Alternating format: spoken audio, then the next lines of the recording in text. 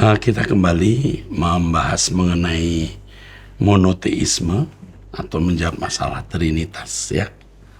Tentu jawaban-jawaban kita tidak akan bisa memuaskan.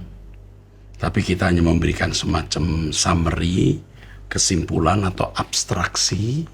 Paling tidak kita memberikan arahan, karena kita belum bicara seminar mengenai monoteisme atau Trinitas jika hal itu belum kita sampaikan. Kecuali Logos ya, yang berangkat dari Yohanes pasal 1. Nah, kita mulai dengan pertanyaan ini. Baik Pak, yang pertama dari seorang pria berusia 19 tahun, masih single, seorang mahasiswa. Ya. Pertanyaannya, apakah Yesus sudah menjadi Tuhan sebelum dunia diciptakan? Dan apakah benar kalau Yesus hanya manusia saja saat berinkarnasi ke dunia? Namun dia juga memiliki keilahian seperti menyembuhkan orang sakit, memberikan 5 roti dan 2 ikan untuk 5.000 orang, menyembuhkan mata orang buta, meredakan badai, dan lain-lainnya.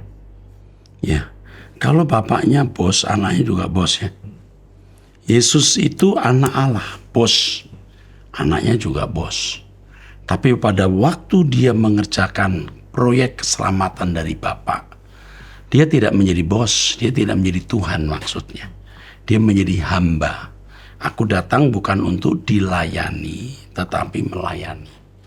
Adapun kalau Yesus mengadakan mujizat, ya menyembuhkan orang sakit, mencelikkan orang buta, membangkitkan orang mati dan lain-lain, karena Bapa yang mengerjakannya. Mungkin kita baca Kisah Rasul ya. Ini kalimat yang harus dibacakan terus supaya orang tahu. Pasal 2 ayat 22 ya. Kisah Para Rasul pasal 2 ayat yang ke-22. Ya. Hai orang-orang Israel, dengarlah perkataan ini. Yang aku maksudkan ialah Yesus dari Nazaret, seorang yang telah ditentukan Allah dan yang dinyatakan kepadamu dengan kekuatan-kekuatan dan mujizat-mujizat dan tanda-tanda yang dilakukan oleh Allah dengan perantaraan Dia di tengah-tengah kamu, seperti yang kamu tahu. Yang dikerjakan Allah ya. Dilakukan oleh Allah. Dilakukan oleh Allah. Jadi bukan karena Yesus menggunakan kuasa supranaturalnya, Allah yang memberikan karunia. Dan itu sama dengan rasul-rasul, hamba Tuhan yang mengadakan banyak mujizat. Yesus sendiri berkata, kamu akan melakukan hal-hal yang kulakukan, bahkan lebih besar. Oke, teruskan. Yang berikutnya Pak, dari seorang wanita berusia 47 tahun, single, seorang guru. Pertanyaannya, kalau kita berdoa sebaiknya berdoa pada Bapa saja atau pada Tuhan Yesus juga? Oke, kalau tadi dari siapa tadi? Dari seorang pria berusia 19 tahun. Siapa namanya? Christian. Christian ya. Sekarang dari Imelda Susilo ya. Ini bukan suatu yang rahasia. Kita harus mempercayai bahwa sumber berkat itu Allah Bapa. Tetapi tidak akan sampai kepada Bapa kecuali melalui Tuhan Yesus. Jadi doa ini kita tujukan kepada siapa? Kepada Allah Bapa. Tetapi Yesus juga berkata, kau minta padaku, aku mintakan kepada Bapa. Dan Yesus juga mengatakan, kamu sekarang boleh minta langsung dalam namaku. Cukup jelas bukan? Bapa sumber berkat yang kepadanya kita berdoa, tetapi tidak akan sampai kepada Bapa kecuali melalui Yesus. Dan Yesus juga berkata, minta padaku, kumintakan kepada Bapa. Atau minta langsung kepada Bapa dalam namaku. Oke, cukup jelas. Tuhan berkati. Selanjutnya Pak, dari seorang laki-laki berusia 39 tahun, menikah seorang karyawan swasta. Dalam seminar Logos seri yang keempat, disinggung mengenai praeksistensi Yesus. Saya pribadi sangat setuju dengan pernyataan Om Eras bahwa tidak ada pentingnya kita tahu mengenai praeksistensi Yesus, sebab tidak ada implikasi yang kita peroleh di sana terkait dengan perjuangan kita untuk mencapai standar anak-anak Allah. Sebab yang terpenting adalah bahwa kita harus melihat sosok Yesus sebagai anak manusia yang bisa mencapai standar yang ditentukan oleh Bapa sendiri. Dalam hal ini adalah perjuangan Yesus untuk mencapai kodrat ilahi. Ini yang sangat penting. Bahwa adanya fakta anak manusia yang tentunya sama dengan manusia pada umumnya, yang mempunyai ciri fisik, perasaan, emosi, hasrat, dan lain-lain, yang bisa mencapai target yang ditentukan oleh Allah Bapa. Di sini menjadi jelas bahwa setiap kita mempunyai kesempatan atau kans yang sama untuk bisa mencapai target standar yang ditetapkan oleh Bapa yaitu untuk bisa mengenakan logos itu sendiri. Yang pada akhirnya kita juga bisa disebut sebagai logos yang telah menjadi manusia apabila kita mencapai standar, yaitu hidup kudus tak bercacat celah. Dalam hal inilah logos itu terejawantakan melalui setiap perilaku kehidupan kita. Seminar logos yang dibawakan oleh Eras memang sebuah penyingkapan yang luar biasa di zaman ini, di mana dari sejak berabad-abad lamanya seperti selubung kabut yang sukar dipahami. Tetapi puji Tuhan, Eras membuka selubung ini yang tentunya saya pahami adalah hikmat dari Elohim Yahweh. Saya sangat takjub dengan pemaparan Eras dari setiap bagian yang disampaikan. Ibarat seperti menemukan harta karun yang terkubur, setiap kedalaman dikejutkan oleh temuan yang makin berharga. Ada sesuatu yang membuat jangkauan berpikir saya yang kemudian berpikir jauh begitu maksud saya. Yaitu saya menangkap, dalam kurung maaf kalau saya salah menangkap, terkait praeksistensi ini. Mungkin juga tidak terlalu penting, tapi lebih baik saya bertanya ke daripada saya menerawang jauh. Adanya kesamaan antara Yesus dan Adam, di mana proses kelahiran kedua-duanya tidak melalui hubungan seks suami istri, yang artinya bahwa baik Adam maupun Yesus adalah manusia yang lahir dari Bapa secara langsung melalui roh yang dihembuskan secara langsung oleh Bapa, di mana Adam melalui hidung dan Yesus melalui rahim Maria. Dalam kurung maaf saya tidak bisa membahasakan secara tepat Nah kemudian di sini yang jadi pertanyaan pemikiran saya, apakah Adam mempunyai praeksistensi seperti Yesus yang juga mempunyai praeksistensi? Apakah Adam mengalami proses diterminate oleh Bapa kemudian menjadi manusia? Apakah kemudian Yesus telah menjadi seseorang yang berstatus sebagai yang sulung di antara anak-anak Allah, dalam kurung Adam, Lucifer, dan anak-anak Allah yang lain, yang hidup di zaman praeksistensi? Ataukah Adam, Yesus, dan anak-anak Allah yang lain sama statusnya di zaman saat mereka masih hidup dalam praeksistensi? Saudara Wirasto Bundu, usia 39, Anda smart. Anda sudah bisa menyerap apa yang saya sampaikan dan memiliki penalaran yang bagus. Anda menangkap bahwa praeksistensi itu tidak penting. Yang penting Yesus yang menjadi manusia. Tapi saya kaget juga Anda bisa menangkap sesuatu yang tidak saya expose. Yaitu mengenai, yang tidak saya expose mengenai apakah Adam punya praeksistensi? Rasanya tidak. Jika Adam tidak memiliki praeksistensi, berarti Yesus juga tidak punya.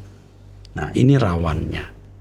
Karena selama berabad-abad orang sudah meyakini Yesus itu Allah yang sejajar dengan Bapa, yang sudah ada di kekekalan sebelum dunia diciptakan. Padahal dasarnya itu tidak ada. Dasarnya itu di Yohanes pasal 1. Firman itu dipandang sebagai berpribadi lalu menjadi Yesus. Kolose pasal 1 ayat 15.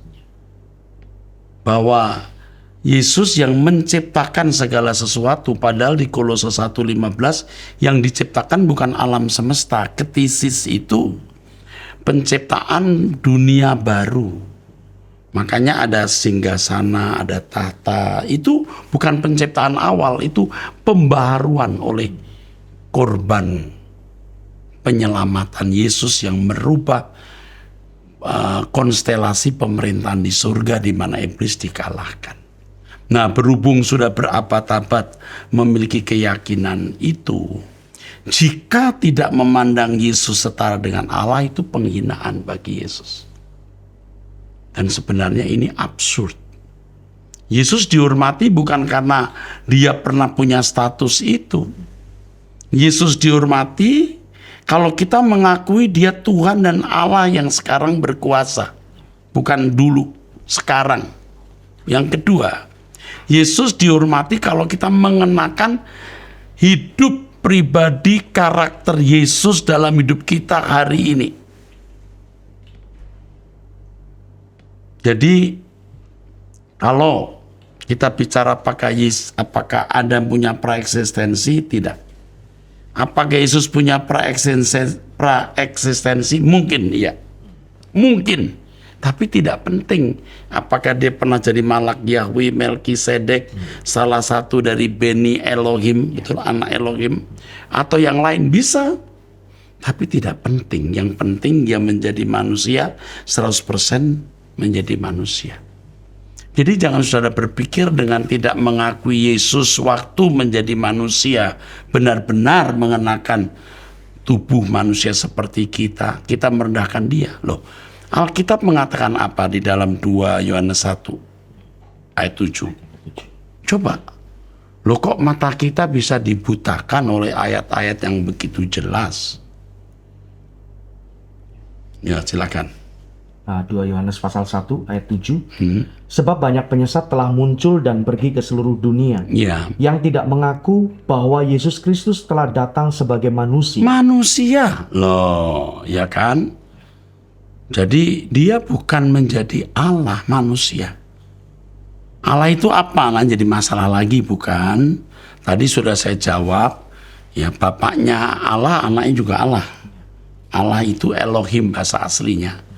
Artinya hakim, judge. Artinya penguasa, ruler. Jadi pada waktu Yesus melakukan tugas penyelamatan, dia tidak menjadi hakim atau tidak menjadi penguasa. Yesus juga berkata, bukan aku yang menghakimi kamu loh. Nah, tapi nanti penghakiman akan diserahkan kepada Yesus. Yesus tidak jadi penguasa tapi jadi hamba. Tapi nanti segala kuasa diberikan kepada Yesus. Nah, itu jawaban saya. Nanti soal praeksistensi akan khusus saya akan seminarkan. Terima kasih. Makasih ya. Baik, Pak. Berikutnya dari seorang pria berusia 47 tahun. Sebut namanya saja. Ya, dari Pak Rudi Prasetyo, laki-laki umur 47 tahun, wira swasta. Apa hubungan mengenakan logos dengan besar kecilnya iman, khususnya berkaitan dengan mujizat? Lalu pertanyaan kedua, jika Yesus diciptakan, maka apakah ada masa di mana Yesus tidak pernah ada sebelumnya? Ya, saya tidak pernah mengatakan Yesus diciptakan, tapi Yesus diperanakkan. Apakah pernah ada masa Yesus tidak ada? Tidak penting kita ketahui hal itu. Yang penting ketika dia menjadi manusia, dia melakukan tugas penyelamatan sebagai utusan Allah, sebagai pelaksana penyelamatan yang Allah percayakan kepadanya. Dan itu sudah cukup buat kita.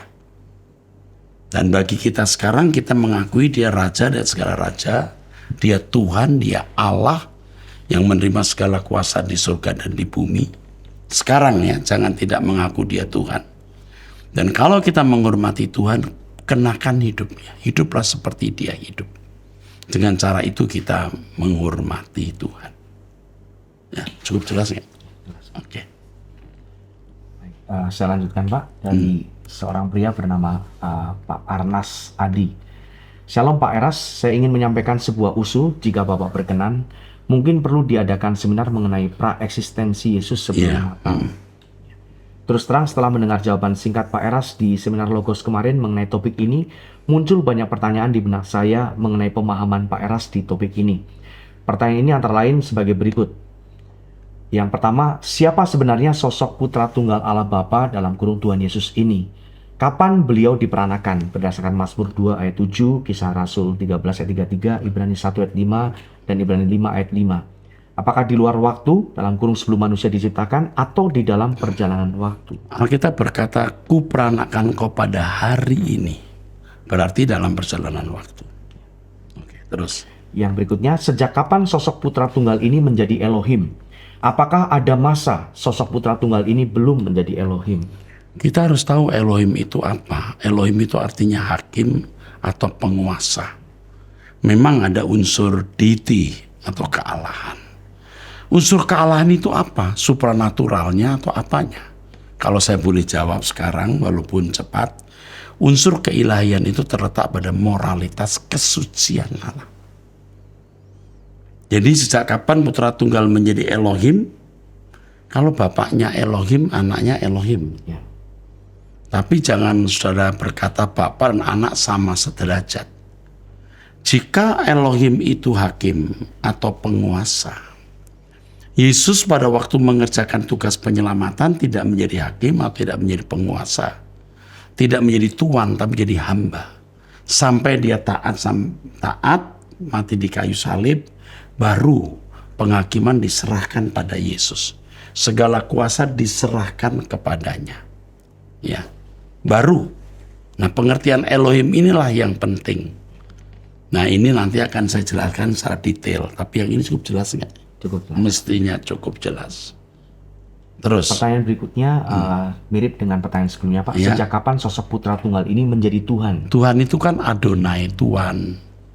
Ya, bapaknya Tuhan, anaknya Tuhan. Tapi pada waktu Yesus mengerjakan tugas penyelamatan, dia tidak menjadi Tuhan, dia jadi hamba. Setelah selesai baru menerima segala kuasa. Oke, teruskan. Yang terakhir, mungkin bisa dijelaskan bagaimana Bapak menafsirkan ayat-ayat terkait topik ini. Misalnya Daniel 7 ayat 14-15, Ibrani 1, Wahyu 12 ayat 1-6, 1 Korintus 15 ayat 23-28, dan lain-lain. Oke. Ya. Saya berjanji akan menyampaikannya di seminar monoteisme atau mengenai Tritunggal. Karena kita masih bicara di Logos Yohanes 1. Tapi ayat-ayat ini saya janjikan akan saya jawab. Dan saya tahu jawabnya. Misalnya Wahyu 12 ayat 1-6. Itu naga itu ya, dragon itu ya, itu iblis ya, itu figuratif dari iblis. Itu gampang. Anak itu yang anak itu Yesus yang mau dicaplok itu. Ya. Karena dia akan memerintah dengan gada besi dan nggak ada yang bisa disebut memerintah dengan gada besi kecuali Yesus. Oke, apalagi Daniel 7 ini soal yang lanjut usia, memberikan kekuasaan kepada anak manusia. Artinya Allah Bapa memberi kekuasaan kepada Yesus. Berarti memang belum terjadi, itu kan nubuatan. Jadi belum pernah diserahkan kekuasaan itu kepada Yesus. Lalu 1 Korintus 15 ayat 23-28, apakah itu kasusnya? Tetapi tiap-tiap orang menurut urutannya, Kristus sebagai buah sulung sesudah Oke. Makanya Kristus menjadi buah sulung, prototokos. Buah sulung dari orang yang bangkit, bukan? Ya. Itu maksudnya. Ya, sulung artinya yang memulai yang pertama. Nah, itu saya jawab sekilas ya. Saya kira cukup memuaskan ya. Ya. Oke, teruskan. Berikutnya Pak, dari seorang pria berusia 53 tahun, Ya. sudah menikah, memiliki 2 orang anak, seorang pengusaha tinggal di Depok. Shalom Pak Eras, saya dan keluarga bersyukur kepada Bapa di sorga di dalam nama Yesus, karena Pak Eras dan GSKI adalah jawaban doa kami selama 23 tahun. Kami dan keluarga sudah meninggalkan doktrin Tritunggal sejak tahun 2000 dan mengimani Christian monotheism yang lebih sesuai dengan Shema Israel dan pengakuan iman rasuli. Mohon penjelasan Pak Eras tentang ayat praeksistensi Yesus di Yohanes 17 ayat 5. Oleh sebab itu ya Bapa, permuliakanlah aku padamu sendiri dengan kemuliaan yang kumiliki di hadiratmu sebelum dunia ada. Ini satu sesi loh jelasin ini. Permuliakanlah aku padamu sendiri dengan kemuliaan yang kumiliki. Ini satu sesi. Permuliakan anakmu itu bawa aku ke salib. Betul nggak? Dengan aku disalib, aku punya kemuliaan yang tersedia. Bukan berarti sudah diterima, yang sudah tersedia. Yang dia klaim jadi milik Yesus. Oke. Terus? Yang kedua Pak, ayat mengenai Yesus diciptakan di Wahyu 3 ayat 14b. Inilah firman dari Amin, saksi yang setia dan benar, permulaan dari ciptaan Allah. Nah, kata permulaan ini jangan Anda artinya selalu first in time, mungkin first in rank. Bukan pertama dalam waktu, bisa pertama dalam ranking. Harus hati-hati menjawabnya ya. Atau mau cek dulu dalam bahasa aslinya. Nah, tunggu Wahyu 3:14b. Saya cek ya Wahyu 14. Wahyu pasal 3 ayat 14 ya. Oke. Kaito angelo itu. Ya. And the angel of the church of the Laodicean write, this thing says the Amen, the faithful and the witness, the beginning of the creation of God, the beginning. Ketisis kan? Iya. Ini perciptaan di sini pasti yang di Kolose 1 ayat 15. Bukan ciptaan awal, tapi ciptaan kebangkitan. Gitu. Nah, mantep. Bukan ciptaan awal, bukan. Yesus tidak ikut diciptakan bersama-sama penciptaan alam semesta, tapi diperanakan. Mantap. Yang ketiga Pak, mengenai ayat Yesus turut menciptakan di Yohanes 1 ayat 3 dan ayat yang ke-10. Segala sesuatu dijadikan oleh Dia. Oleh Logos, bukan Yesus. Firman Allah yang menciptakan, dan jangan ini dipandang sebagai bisa menjelma jadi manusia, namanya itu mistik ya. Dunia pagan yang begitu biasa ya. Oke, terus. Ayat yang ke-10-nya tadi, Ia telah ada di dalam dunia dan dunia dijadikan olehnya, tetapi dunia tidak mengenalnya. Ya, hikmat itu tidak dikenal. Kita jelaskan itu di seri Logos. Anda mesti ikuti seri Logos. Itu satu sesi menjelaskan ayat per ayat. Bahkan kadang-kadang 2 pertemuan satu ayat. Kalau saya harus menjelaskan 5 menit ya sulit lah bro. Ya, oke, terus. Ya, kemudian ini ada mengenai beberapa skenario yang kemungkinan Pak alternatif yang diajukan. Yang pertama, Yesus keluar atau diciptakan Bapa, Yohanes 8 ayat 42.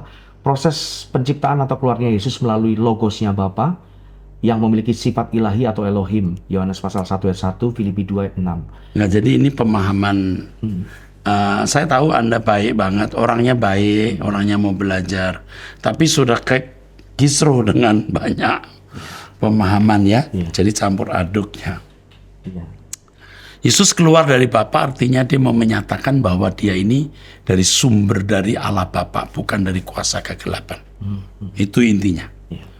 Proses penciptaan keluarnya Yesus melalui Logos. Yesus itu bukan penjelmaan Logos. Yesus itu diperanakan oleh Allah, dilahirkan seperti Adam. Yesus mengenakan Logos menjadi sang Logos. Jadi bukan penjelmaan mistik, tapi penjelmaan melalui proses di mana spirit, gairah, Logos masuk dalam dagingnya. Itu maksudnya.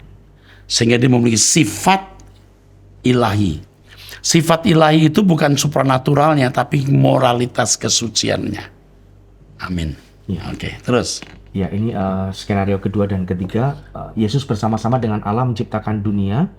Ini yang kemungkinan keduanya, atau kemungkinan yang ketiga, Yesus menanggalkan atau mengosongkan keilahiannya dan menjadi sama dengan manusia. Ya, ini sudah saya jelaskan. Nah, ini saya jelaskan di dalam Logos seri berapa ya? Masih ingat nggak ya? Ini sudah saya jelaskan di Logos ya. Aduh, kalau Anda mendengar Logos teliti, Anda nggak tanya lagi. Tapi bagus ya, Anda bisa tanya ya. Bersama-sama dengan Allah, firman itu bersama-sama dengan Allah. Karena firman itu memang bagian inherent Allah yang tidak akan terpisah. Tapi bukan pribadi Yesus. Terus kan? Ini mungkin Pak tambahan informasi, pertanyaan ini di awal-awal episode. Oh iya, maaf Pak, dulu belum saya ajarkan ya. Belum ya. Penanya mengikuti terus. Oke. Mungkin yang nanya ini udah tahu sekarang. Oke. Terus makasih bro. Anda siapa nih? Pak Yosef Victor. Pak Yosef Victor ya. Anda cerdas ya. Anda pasti tergoncang ya. Saya sendiri tergoncang mengajar Logos ini. Serius. Makanya beberapa kali saya berkata saya gemetar ya.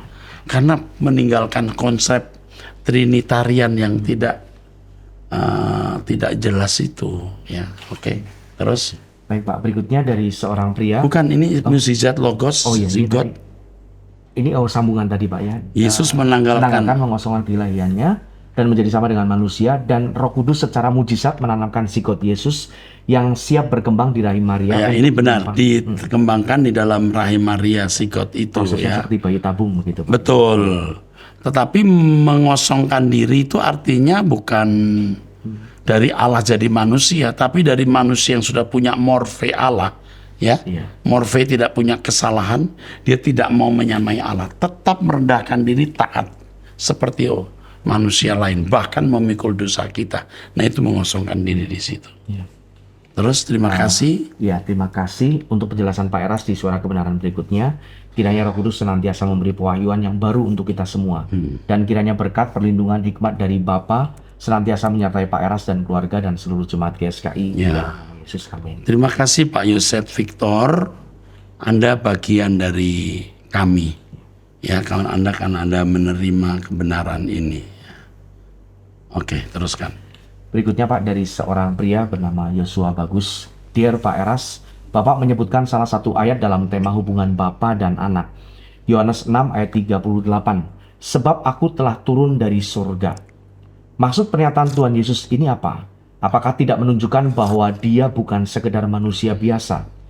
Saya percaya di sesi-sesi berikutnya pasti dibahas dan lengkap dengan ayat-ayat lain. Terima kasih, Pak. Ya, Yosua, bagus, bro. Benar yang Anda katakan. Saya akan menjelaskan di sesi berikutnya. Waktu Anda tulis ini, saya mungkin belum menjelaskan. Kita harus memahami surat Injil Yohanes secara filosofis. Seperti dagingku benar-benar makanan, darahku benar-benar minuman. Bukan lo kita menyantapnya jadi kanibalis. Aku turun dari surga bukan berarti turun begitu. Sama seperti Yesus berkata, kamu bukan dari dunia ini. Kita ini bukan dari dunia ini, apa kita juga turun dari surga? Kan tidak. Harus dipahami secara filosofi, artinya bahwa Yesus bukan dari sumber lain, dia dari Allah Bapa. Bukan dari kuasa kegelapan. Bukan dari setan. Seperti tuduhan orang-orang Yahudi yang mengatakan dia itu Beelzebul, penguasa kuasa gelap. Oke, teruskan. Berikutnya, Pak, dari seorang pria usia 48 tahun menikah seorang karyawan swasta dan jemaat GSKI Arta Gading. Mohon penjelasan mengenai Yohanes pasal 1 ayat 14 bahwa firman itu telah menjadi manusia dan diam di antara kita dan kita telah melihat kemuliaannya, yaitu kemuliaan yang diberikan kepadanya sebagai anak tunggal Bapa penuh kasih karunia. Ini di seri Logos 2 berapa? 35, 36, 37 ya. Iya. Jadi bukan menjadi manusia itu salah loh. Yang benar menjadi daging.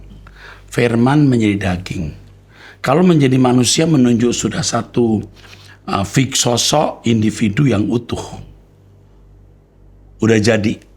Tapi masuk dalam daging itu berarti mengisi daging. Daging itu bisa diisi. Karena daging itu media untuk menerima gairah, spirit, kehendak. Firman masuk di daging supaya manusia bisa mengikuti firman.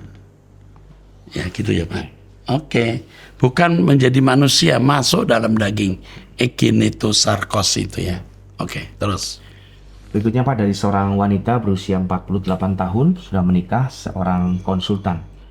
Sebentar, tadi dari Adi Warno ya. Oh iya, ya. Oke, terus. Yang berikutnya, ini ibu bernama Ibu Lucy Chandra. Ya.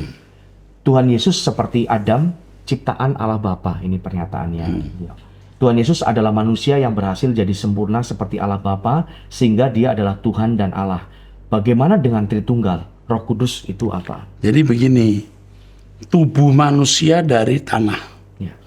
tapi rohnya dari hembusan. Betul nggak? Ya. Demikian pula waktu di rahim Maria, hembusan Roh Kudus lah. Dari Roh Kudus Maria hamil. Tetapi darah dan daging Maria itu kan dari tanah juga. Ya. Yang menjadi tubuh Yesus. Tapi saya tidak menggunakan kata diciptakan, tapi diperanakan. Oke. Nah, itu ya. Lalu bagaimana dengan Tritunggal? Saya belum menjelaskan ya. Ke depan saya bicara mengenai Tritunggal. Roh Kudus itu apa? Roh Kudus itu rohnya Allah Bapa. Saya kira cukup Pak. Ya. Kita menyelesaikan apa ini? Seri 5 ya. Ya. Kita masuk ke seri yang ke-6. Tuhan memberkati.